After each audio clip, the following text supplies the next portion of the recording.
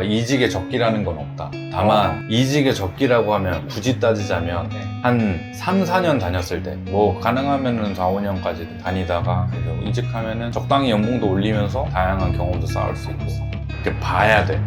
나한테 어떤 기업들이 제안을 하는지. 헤드헌터들이 연락을 한단 말이야. 직장인으로서 사실 연봉이 진짜 중요하잖아요. 우리가 통설적으로라고 해야 되나? 블라인드나 돌아다니는 거 보면 15%에서 20% 맞춰서 가야 된다.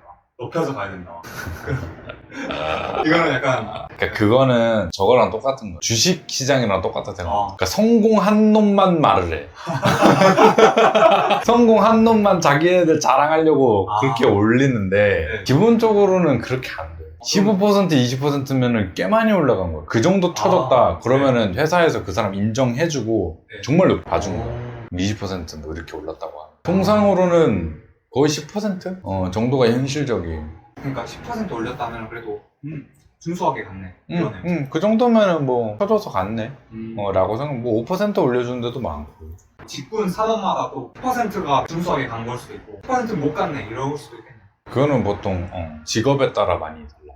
그러니까 인재풀이 적으면 적을수록 좀 잘 쳐주는 편이야, 상승률을. 특히나 다들 알겠지만 개발자 같은 경우에는 좀 구하기가 어려워가지고 그래서 좀 상승률이 좀 높은 편이고, 아까 얘기했던 경영지원 같은 경우에는 정말 특출나지 않는 이상, 그러니까 특출난 분들의 이력서가 있어. 앞에 보면은 자기 성과 타타타타 하고 나와 있어. 네. 그런 분들이면 사실 높게 갈 수도 있지만 보통은 높게 쳐주기 어렵다.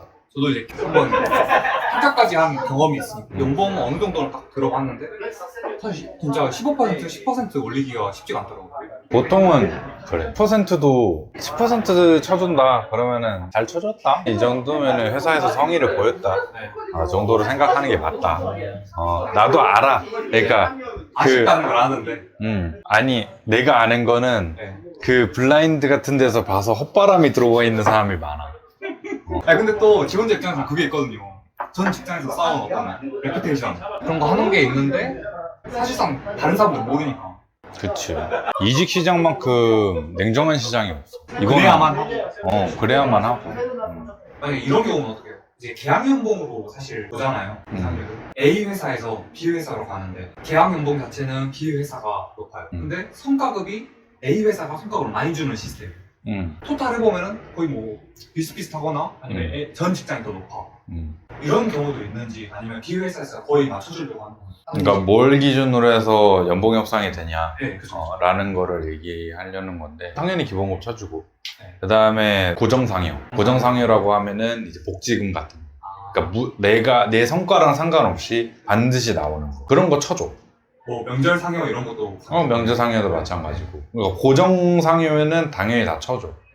근데 문제는 변동 상여지. 변동 상여 같은 경우에는 만약에 내가 이 회사가 상여금이 많이 나오는 회사야. 그래서 보통 상여금을 많이 받았어요. 뭐 변동이라고 해봐야 뭐 900, 1100, 1000 뭐 이렇게 받았어. 네. 그러면은 성과급 1000으로 쳐줘 보통. 근데 그냥 이 사람의 연봉 정도라고 생각하는 거야. 평균 정도 딱 때려가지고. 근데 뭐 들쭉날쭉해. 뭐 한 그 해에는 뭐 100만 원 받다가 한 해에는 막 1000만 원 받다가 뭐 들쭉날쭉해. 그러면은 잘 안 쳐줘. 중간값 쳐줄까 말까. 뭐 그런 경우는 별로 없지만, 만약에 이 사람이 1년 다녔어. 그래서 나온 성과급이다. 그러면은 조금 잘 안 쳐줘. 그러니까 성과급이 정확하게 딱 수정될 때 높여질 수 있는 거예요. 그러니까 뭐 평균을 쳐줄 수 있다. 중위값이 있다. 그러면 이제 조금 해주는 편인데, 문제는 그런 거지. 가장 문제가 되는 지점. 이제 너 내년에 연봉 협상하면 8% 보장해준다 그랬다. 네. 나 내년에 또 팀장직 달래. 이거 뭐 할 수도 없고. 예정이다. 네. 안 쳐줘. 그러니까 그거 억울해 하시겠지만, 네. 억울하면 거기다. 내가 할 때도 그렇게 얘기하지만 아시지 않습니까? 이게 지금 그 보장되지 않는 내용으로 기업이 협상을 해줄 수는 없다. 만약에 진짜 그 수준의 연봉에서 이제 이직을 하고 싶으시면은, 제가 봤을 때는 지금은 아닌 것 같고, 내년에 그걸 보장받고 난 후에 그 다음에 다시 이제 도전을 하시든지. 근데 지금 옮기는 건 아닌 것 같다. 그러니까 다른 동기가 있으시면은 가셔야 되겠지만, 정말 그 연봉이 그렇게까지 중요하신 거라면 그거를 보장해주기는 어렵다. 그냥 그거 어쨌든 후보자 말 맞다나인 거잖아. 그러니까 증명할 수 있는 게 아무것도 없는데. 최대한 맞춰주려고는 하겠지만은 진짜 정확하게 추정할 수 없는 금액에 대해서는 맞춰줄 수 없는. 증빙할 수 없는 거에 대해서는 맞춰줄 수 없어. 이런 거 있어요. 약간 헤드헌터가 결국 서칭할 때는 자소서, 그러니까 이력서 먼저 보니까 이력서 작성할 때 일단은 그 맨 위에 핵심 역량을 적어놓잖아. 네. 핵심 역량을 안 하시는 분들 너무 많아. 그 기업의 JD에 맞춰서 핵심 역량을 재정리해야 된다. 그리고 가능하면 기본적으로 1차로 인사팀이 보기 때문에. 근데 인사팀도 특히나 뭐 엔지니어, 개발자 이런 경우에는 정확히 어떤 업무인지 잘 모르는 경우도 있어. 그래서 JD에 해당하는 키워드를 사용할수록 좋다. JD를 받아보고 JD에 있는 그 언어를 사용해서 네. 뭐 내부 회계 어쩌고 저쩌고 있으면 내부 회계라는 키워드를 꼭 써줘야 돼. 안 그러면은 이거 뭘 하는 건지? 아니면은 뭔가 핵심 역량에 스치듯이 있어. 네. 그러면 도저히 얘의 핵심 역량으로는 안 보이는 거야. 그냥 찍먹한 느낌? 그러면 이제 그렇게 적합하다고는 이제 보기가 어렵지. 그 처음에 볼 때. 왜냐면 첫 페이지가 대부분의 인상을 정하는데 첫 페이지에서 이제 이 JD에 해당하는 키워드가 거의 없다. 그럼 이력서도 좀 대충 볼 것 같은 느낌. 그치? 당연히 인사팀마다 다르겠지. 핵심 역량에 대해서 키워드를 잘 써. 그리고 이직 사유. 이직 사유는 기본적으로 우리 회사에 입사했을 때 어떤 방식으로 이직할까, 어떤 이유로 나가게 될까를 추측하는 내용이야. 근데 거기다가 이제 힐링을 위해 떠났어. 아니면은 뭐 불화가 있었음, 뭐라든지, 아니면 건강 악화. 이거는 너무, 그러니까 건강 악화나 우려되는 부분이. 우려되지.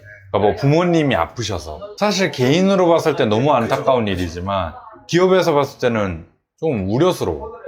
그래서 만약에 건강 악화가 문제다 라고 하면 꼭 뒤에다가 현재 완치라든지, 그러니까 지금은 우려할 필요 없다라는 걸 좀 보여줄 필요가 있고. 어떤 불가피한 상황이었다라는 거. 불가피한 상황. 그리고 이직 사유는 무조건 불가피한 게 최고야. 그럼 이제 형이 봤을 때 형은 솔직한 사유를 다 들을 거 아니에요? 약간 진짜 뭐 건강이 약화돼서 그러는 거다. 아니면 뭐 진짜 그때는 너무 힘들어서 힐링 위해서 나갔었다. 다 들었을 건데 그러면 이제 형이 봤을 때 형의 빅데이터 상에서 이직이 탑3. 제일 많은 거? 네. 연봉. 어쩔 수 없이. 처우. 처우 개선을 위해. 두 번째는 이제 의외로 그 기업의 비전을 못 느껴서 이직하시는 분들도 많아요. 그러니까 자기가 여기서 몇 년 있어 봤는데 뭐 그리고 회의 같은 것도 할 거 아니야. 그래서 우리 회사가 이런 거 할 거다 얘기를 들었는데 이게 뭐지? 도저히 안 될 것 같은데 라든지, 아니면은 우리 회사는 더 이상은 안 되겠다 라고 해서 나가시는 분들도 꽤 많다, 생각보다. 그리고 아까 말했듯이 개인 커리어 역량 강화를 위해서 이직하시는 분들도 많아.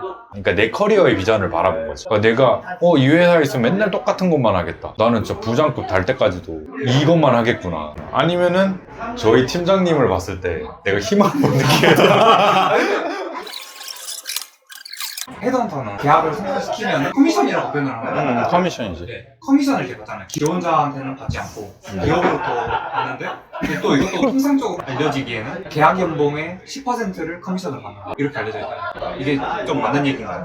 아니, 못해도 15%는 받아. 사실은 최소가 15고 보통 20. 근데 문제는 받는 게 헤드헌터가 그 정도로 받냐? 네. 는 건 아니지. 왜냐면 서치펌에서도 가져가야 되는 게 있어요. 서치펌은 이제 엔터테인먼트랑 비슷하지. 몇 대면 6대 4 막 이런 식으로. 6대4, 7대3 이렇게 네. 떼가거든. 보통은 헤드헌터 같은 경우는 7대3. 3이 이제 서치펌.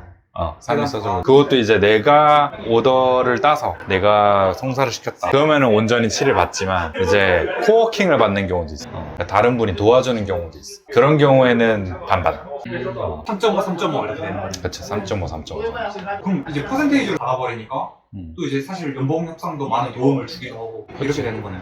그러면 이제 직장인들은 솔직히 가장 중요한 게 연봉인데, 연봉 협상이 마지막 큰 관문이 남아있는 거잖아요. 꿀팁이 있다면 합격 뒤에? 합격 뒤에. 아니 합격 뒤에가 아니어도 좋고 뭐 빌드업을 이렇게 해나가도 좋다. 이제 우리가 그냥 생각했을 때는 면접 잘 보는 게 짱인 것 같은데. 맞아. 그러니까 면접 잘 보는 게 짱이고, 그 이후의 얘기는, 그러니까 이게 뭐라고 말할 수가 없는 게 당연히 사바사라서